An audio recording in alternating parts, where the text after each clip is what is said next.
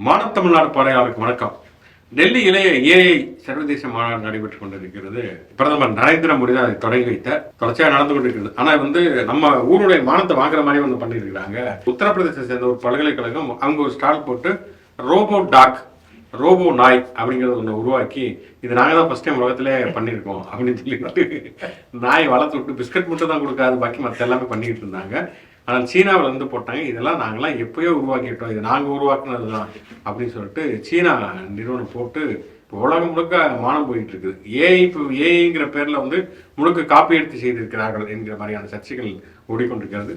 ஆக மொத்தம் மோடினால இந்தியா வந்து மேலும் மேலும் தலைவலிங்கிறது மட்டும் தான் மிச்சம் அப்படின்னு சொல்லலாம். ஷோக்குள்ள போகுது முச்சந்தி சொன்ன அவங்க சொன்னாதுவாங்க. நான் அலெக்ஸ் பாக்கிறேன்.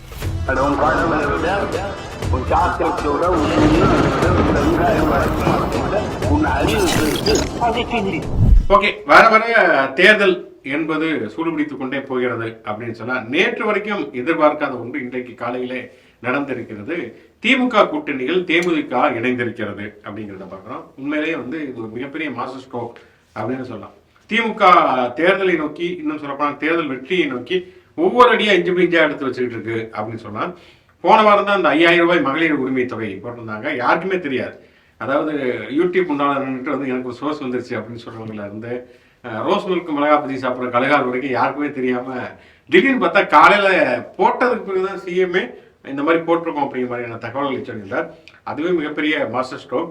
அடுத்தபடியாக பார்த்தோம்னு சொன்னா இந்த தேமுதிக அப்படிங்கிறது என்னன்னா, இப்ப தேமுதிகவை பொறுத்த வரைக்கும் பார்த்தோம்னா அவங்க பல கூட்டணிகள் இருந்த போதும் கூட அதிமுக கூட்டணியை மேலும் பலவீனப்படுத்துவது என்பதுதான். இப்ப தேமுதிக வந்தா திமுக கூட்டணி பலம் பெறணும்னு ஒண்ணு கிடையாது. ஆனால் அதிமுக கூட்டணி பலமிழந்து போகுது அப்படிங்கிறது. ஏன்னா அதிமுக பொறுத்த வரைக்கும் அதுல இருக்கக்கூடிய எந்த கட்சியுமே முழுமையான ஒரு கட்சி அப்படின்னு சொல்ல முடியாது. அதிமுகவும் முழுமையான அதிமுக கிடையாது. 2021 அதே அதிமுக இருந்தார். ஓபிஎஸ் இப்ப இல்ல, வெளியில இருக்காரு. டிடிவி தினகரன் உள்ள வந்து சேர்ந்தாலும் சசிகலா இன்னொரு கட்சி ஆரம்பிக்க போறதா சொல்றாங்க. பிஜேபியில் அண்ணாமலை வந்து தூக்கிட்டு நயனநாயகன் வந்திருக்காரு. அண்ணாமலை பல உருவத்துகளோட அரங்கேற்று வந்து அவர் ஒரு பக்கம் தயாரா இருக்காரு. பாட்டாளி கட்சியும் பாதிதான் வந்திருக்கு. அங்க வந்து ஒரு முழுமையடையாத கூட்டணியாக இருக்கிறது. இப்ப தேமுதிக வச்சு ஏதாவது பேச்சு ஒர்க் பண்ணிடலாம் அப்படிங்கிற மாதிரி நினைச்சிட்டு இருந்தாங்க. அது மோடி வருகிற பொழுது மார்ச் 1 மோடி வருகிறார். அந்த இடத்துல தூக்கிடலாம்னு பார்க்குற நேரத்தில் அவங்க திமுக கூட்டணிக்கு வந்து விட்டார்கள். இன்னும் நம்ம ஏற்கனவே நம்ம சொல்லியிருந்தோம், இந்த ராஜ்யசபா எம்பி அப்படிங்கிறது மிகப்பெரிய பிரச்சனையாக அதிமுக இருக்குது. 2 சீட்டை 3 பேர்த்துக்கு கொடுக்கணும் அப்படிங்கிற சிக்கல்கள் இருக்கக்கூடிய ஒரு சூழல்ல தான் அவங்க போன நாடாளுமன்ற தேர்தலில் அதிமுக கூட்டணியில் தேமுதிக இருந்த பொழுதே எழுதி கொடுத்துருக்காங்க, நாங்கள் வந்து இது சீட்டு தருவோம், ராஜ்யசபா சீட்டு தருவோம்னு. ஆனால் அதை அவர்கள் நிறைவேற்ற தயாராக இல்லை அப்படிங்கிற நிலைமையில தான் இங்கே வந்திருக்காங்க.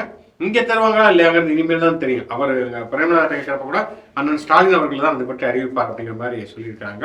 ஆனால் கொடுப்பதற்கான வாய்ப்புகள் இருக்கிறது. 4 எம்பி திமுக இருக்கிறது, 1 எம்பி சீட்டு ராஜ்யசபா சீட்டு தேமுதிக கொடுப்பதற்கான வாய்ப்பு இருக்கிறது அப்படின்னு சொல்லலாம். ஆக மொத்தம் 2014 உருவான மக்கள் நல கூட்டணியில் ஜி.கே. வாசனை தவிர மற்ற எல்லாருமே திமுக கூட்டணி இருக்கிறார்கள் அப்படிங்கிறதான் யதார்த்தமான ஒரு விஷயம். இப்போ திமுக தலைமையிலான தமிழ்நாட்டில் இருக்க மதசார்பற்ற முற்போக்கு கூட்டணி வந்து 2018 இருந்து இருக்கு. ஒரு தேர்தல் வரலாற்றிலேயே வந்து ஒரு நீண்ட காலம் எந்த பிரச்சனையும் இல்லாமல் ஒரு கூட்டணி தொடர்ந்து பயணிக்கிறாங்க.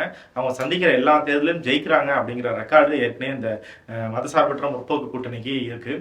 அதில் வந்து அந்த கூட்டணி உடஞ்சிரும், கட்சிகள் வெளியே போறாங்க உள்ள வராங்க அப்படின்ட்டுலாம் என்னென்னமோ முயற்சிகள் நடந்தாலும் அது எதுவுமே இங்கே பழிக்கல. இருக்கிற கட்சிகள்லாம் அப்படியே இருக்காங்க.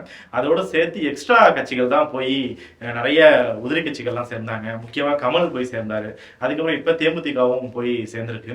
தேமுதிகவுக்கு வந்து இப்போ தேமுதிக சேரனால என்ன லாபம் நஷ்டங்கிறத தாண்டி கடந்த தேர்தல்களில் அவங்க மேலே கீழே ஒரு 3% வாக்கு வந்து வாங்கியிருக்காங்க.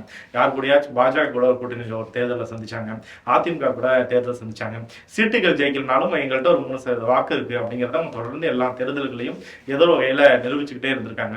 அப்போ அந்த 3% வாக்கு வந்து திமுக சேர்றது பலம் அப்படிங்கிறத தாண்டி அது அங்கே மைனஸ் ஆகுதுங்கிறதும் முக்கியமான விஷயம். பாஜக கூட போயிருந்தாலும் சரி, வேற யார் கூட போயிருந்தாலும் அந்த விஷயம் அங்கிருந்து மைனஸ் ஆகுது அப்படிங்கிறதும் ஒரு முக்கியமான விஷயம்.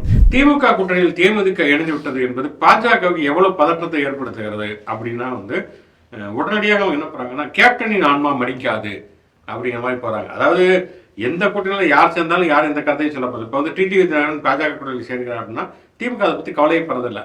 தேர்தலை பொறுத்த வரைக்கும், தேர்தல் சூழலை பொறுத்த வரைக்கும் கொள்கையெல்லாம் ஒரு ஓரம் வச்சுட்டு தொகுதி உடன்பாடு அடிப்படையில் கூட்டணி சேர்வது அப்படிங்கிறது பெரும்பாலும் நடக்கிறது. அதை தாண்டி கொள்கை அடிப்படையில் பாஜக எதிர்ப்பு அப்படிங்கிற கொள்கை அடிப்படையில் விடுதலை சிறுத்தைகள், விசிக, காங்கிரஸ் எல்லாம் நீண்ட காலமாக திமுகவோடு பயணிக்கிறது.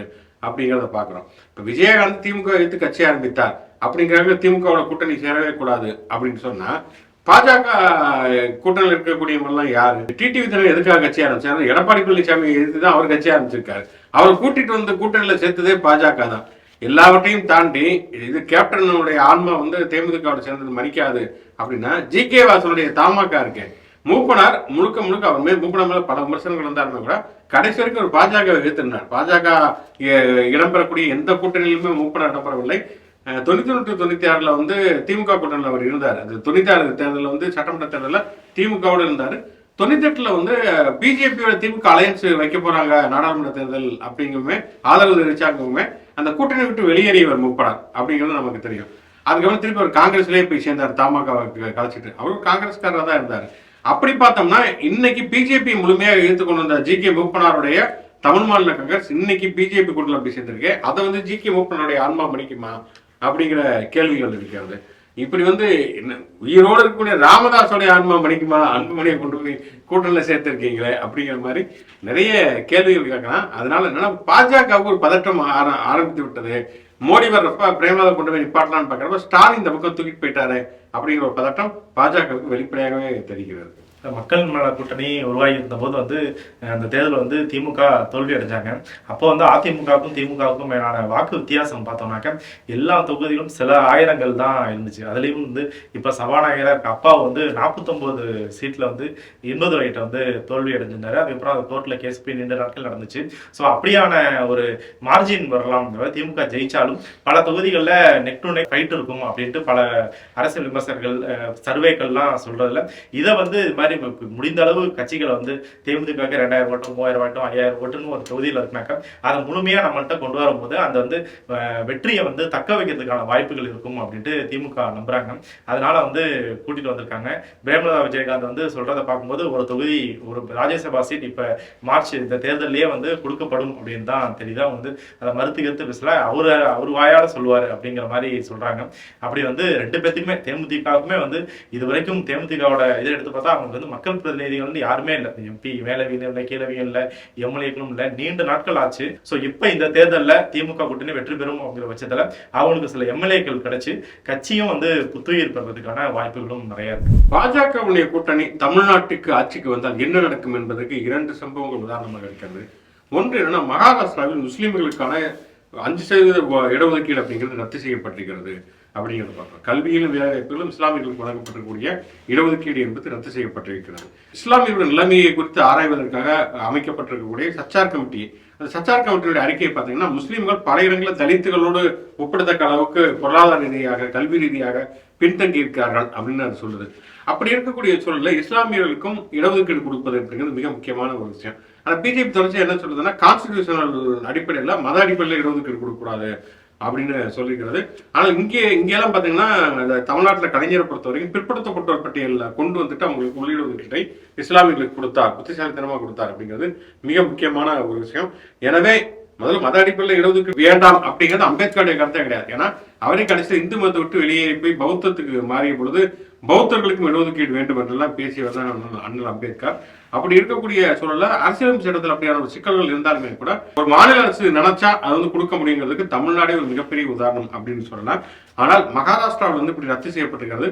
ஒருவேளை பிஜேபி அதிமுக கூட்டணி இங்கே வந்துச்சு அப்படின்னு சொன்னா அதுவும் இதை தான் பண்ணும் அப்படிங்கிறதுக்கான மிகப்பெரிய உதாரணம் சொல்லலாம். இதையாவது நம்ம வந்து அசியூம் பண்றோம்.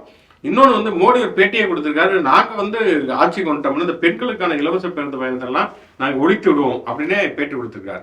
ஏன்னா வந்து பெண்களுக்கான இலவச பேருந்து பயணம் கொடுக்கறது மூலம் மெட்ரோ ரயிலுக்கான வருவாய் குறைகிறது. எல்லாமே ஃப்ரீயா பஸ்ல போயிடறாங்க. மெட்ரோ ரயில் வந்து அதிகமா வந்து வசூல் வரமாட்டேங்குது அப்படிங்கிறாரு. வந்து மெட்ரோ ரயிலுக்கு வருமானம் வரணுங்கிறதுக்காக இதை வந்து ஒழிப்பது எந்த வகையில் நியாயம்னு தெரியல. இன்னொன்று அது வந்து கரெக்டான டேட்டாவும் சொல்ல முடியாது. ஏன்னா நான்லாம் மெட்ரோ ரயிலில் பயணித்தான் வரக்கூடியவன். மெட்ரோ ரயில் வந்து எப்போ பார்த்தாலும் கூட்டம் அதிகமாகத்தான் இருக்கிறது. இப்போ வந்து அதிகமான அலுவலகம் செல்லக்கூடியவர்கள், அதே மாதிரி கல்லூரிக்கு செல்லக்கூடியவர்கள், மாநிலத்துக்கு போகக்கூடிய நிறைய பேர் வந்து மெட்ரோவை பயன்படுத்துவது அப்படிங்கலாம் பார்க்குறோம். அப்போ வேண்டுமென்றே இதை வந்து ஒழித்து கட்டுவது அப்படிங்கிறது தான் பாஜகவினுடைய ஒரு எண்ணமாக இருக்கிறது. கண்டிப்பாக பாஜக கூட்டணி வந்தால் தமிழ்நாடு எதையெல்லாம் இழக்கும், என்ன மாதிரியான சவால்களை சந்திக்கும் என்பதற்கு இந்த 2 விஷயங்களே ஒரு மிகப்பெரிய உதாரணம். ஆனால் இது எதுக்குமே வந்து வாயவே திறக்காம எடப்பாடி பழனிசாமி இருக்காரு. பிரேமலதா விஜயகாந்துக்கு மட்டும் உடனே ட்விட் போட்டாரு, தோல்வியுடைய வாழ்த்துக்கள் அப்படின்ட்டு ஒரு விரக்தியில அந்த ட்விட் போட்டிருந்தாரு. பாஜக கூட்டு வந்து எல்லாருமே வந்து திட்ட ஆரம்பிச்சிட்டாங்க. ஆனா வந்து இந்த இடஒதுக்கீடு சம்பந்தமாக தமிழ்நாடு முதலமைச்சர் இன்னைக்கு காலையில ட்விட் பண்ணியிருக்காரு. இதுதான் வந்து என்டிஏவோட மனப்பான்மை. அவங்க வந்து மக்கள் வளர்ச்சி பணிகளுக்கான ஒரு அரசா செயல்படவே மாட்டாங்க, மதங்களை வச்சு எப்படி சூழ்ச்சி பண்ணலாங்கிறது தான் அவங்களோட முதல் வேலையா இருக்கு அப்படின்னு கண்டனங்கள் தெரிவிச்சு, தமிழ்நாட்டிலையும் ஒரு வேலை ஆட்சிக்கு வந்தா இதுதான் அவங்க தொடருவாங்க, அதை நம்ம நிச்சயம் எதிர்க்கணும் அப்படின்னு போட்டிருந்தாரு. இஸ்லாமியருக்கான இடஒதுக்கீடோ இந்த இலவசம் பத்தி பேசுறதோ எடப்பாடி பழனிசாமி அதை பத்தி எங்கேயுமே வாய் திறக்கிறதே கிடையாது. இவர் வந்து பிரச்சாரம் பண்ணிட்டு இருக்காரு, வந்தாங்க ஆண்களுக்கும் இலவசமா பேருந்து பயணம் கொடுப்போம் அப்படின்லாம் சொல்றாரு. ஆனா அதே நேரத்துல அதே என்டிஏ கூட்டணியில ஒன்றியத்துல இருக்கிற அவர் வந்து இந்த இருக்கிறத வந்து ரத்து செய்வோம், புடுங்குவோம் அப்படின்ட்டு சொல்றாரு. மகளிர் உரிமை 2000 ரூபாய் கொடுப்போம்னு சொல்றாரு. ஆனா அவங்க கூட்டணியில் இருக்க பாஜக வந்து பல மாநிலங்கள்ல அதுக்கு எதிர்த்து கேஸ் போட்டுட்டு இருக்காங்க. இப்படி வந்து ஒரு முரண்பட்ட கூட்டணியா அதிமுகவும் பாஜகவும் இந்த தேர்தலில் சந்திக்கிறாங்க. ஓகே, கடைசியா 2 விளையாட்டு செய்திகளை சொல்லி நாம் நிறைவு பெறலாம். ஒன்று என்னன்னா, ஏதோ ஒரு கூட்டம் பிஜேபியோட கூட்டமா இல்ல இந்த கூட்டம் எல்லாம் தமிழ் சிவந்தாசன் தயவு செய்து என்னை யாரும் அம்மா என்று கூப்பிடாதீர்கள். அம்மா என்றால் ஒரே ஒரு வேலை, அது ஜெயலலிதா மட்டும்தான். என்னை அக்கா என்று மட்டுமே கூப்பிடுங்கள் அப்படின்னு இருக்காங்க. அவங்களை யார் அம்மான்னு கூப்பிட்டாங்கிறது நமக்கு தெரியல. முதல்ல வந்து அம்மாங்கிறதும் ஜெயலலிதாவுக்கு வந்து பட்டா போட்டுக்கிறது எல்லாம் கிடையாது. வந்து அம்மாங்கிறது அம்மா தான். இன்னும் சொல்ல போனால் அம்மான்னு சொல்லி மாதா அமிர்தானந்த தம்பியை கூப்பிட்றாங்க, அன்னை தெரசாவை கூப்பிட்றாங்கன்னு சொல்லி ஏராளமான அம்மாக்கள் இருக்காங்க. பங்காரடிகளை கூட ஒரு காலத்தில் அம்மா தான் சொல்லிட்டு இருப்பாங்க. அதனால வந்து தமிழிசை சவுந்தரராஜன் வந்து அக்கான்னு கூப்பிட்றதே கொஞ்சம் அதிகம்தான். அப்படி இருக்கக்கூடிய நேரத்தில் அம்மான்னு யாரை கூப்பிட்டாங்க அப்படிங்கிறதுக்காக உருகிருக்காங்க. இன்னொரு பார்த்தோம்னா, சமீபத்தில் விஜய் தன்னுடைய கூட்டத்தில் ஒரு மிகப்பெரிய சவாலை விட்டிருந்தார். எவ்வளவு நாள் வந்து இந்த அரசியல்வாதிகள் அடுத்தவங்க உருவாக்கின கட்சியில இருப்பாங்க, நீங்களே ஒரு கட்சியை இப்ப எந்த காலத்தில் நீங்க ஆரம்பிக்க போறீங்கன்னு கேட்டிருந்தாரு. அந்த சவாலை ஏற்றுக்கொண்டு தனியாக ஒரு கட்சியை தொடங்கி இருக்கிற பண்ருட்டி ராமச்சந்திரன் அவர்கள் எம்ஜிஆர் அண்ணா திராவிட முன்னேற்ற கழகங்கிற கட்சி. என்னன்னா, இந்த கட்சி ஏற்கனவே திருநாவுக்கரசோ ஆரம்பிப்பனும் இதே பேர்ல ஒரு கட்சியை நடத்தியதாக நமக்கு நினைவு. அதே பேர்ல மறுபடியும் ஆரம்பித்திருக்கிறார். ஆக மொத்தம் விஜயனுடைய சவாலை ஏற்றுக்கொண்டு பண்ருட்டி ராமச்சந்திரன் வந்துட்டார். ஆனால் ஒரு சதவீதம் ஓட்டாவது அவர் வாங்குவார் அப்படிங்கிறது தான் மிகப்பெரிய கேள்வி. எனக்கு தெரிஞ்சு தாவேக்காவோட தான் ஒரு கூட்டணி போவார் கூட இருக்கு. அதுக்கானதான் இப்படி ஒரு கட்சியே வேற ஆரம்பிச்சு. ஏன்னா தாவேக்காவோட கூட்டணிக்கு வர்றதுக்கு எந்த கட்சியும் இல்லைன்னு சொல்லிட முடியாதுல்ல. அப்படி இருக்கக்கூடிய சூழல்ல சரி பண்ருட்டி ராமச்சந்திரன் ஒரு கட்சி ஆரம்பிச்சு சொல்லி அவரோட சேர்ந்து கூட்டணி இருப்போம் அப்படின்னு இருப்பாங்க வந்து. ஆக மொத்தம் இப்படி பலவிதமான வேடிக்கைகளையும் விரோதங்களையும் தேர்தல் நெருங்க நம்ம பார்க்க போகிறோம். தொடர்ந்து இது போன்ற பல்வேறு விதமான விஷயங்களை விரிவாக விவாதிப்பதற்கு மாடத்தமிழ்நாடு யூடியூப் சேனலோட தொடர்புகள் மிச்சன் ஷோ லைக் பண்ணுங்க, கமெண்ட் பண்ணுங்க. மாடத்தமிழ்நாடு சேனலுக்கு சப்ஸ்கிரைப் பண்ணுங்க. யூடியூப் மாதிரியே மற்ற சமூக இணையதளங்களையும் நமக்கான பேஜஸ் இருக்கு, அதையும் லைக் பண்ணி ஷேர் பண்ணி உங்களோட ஆதரவை தொடர்ந்து கொடுங்க. மீண்டும் உங்களை சந்திப்போம்.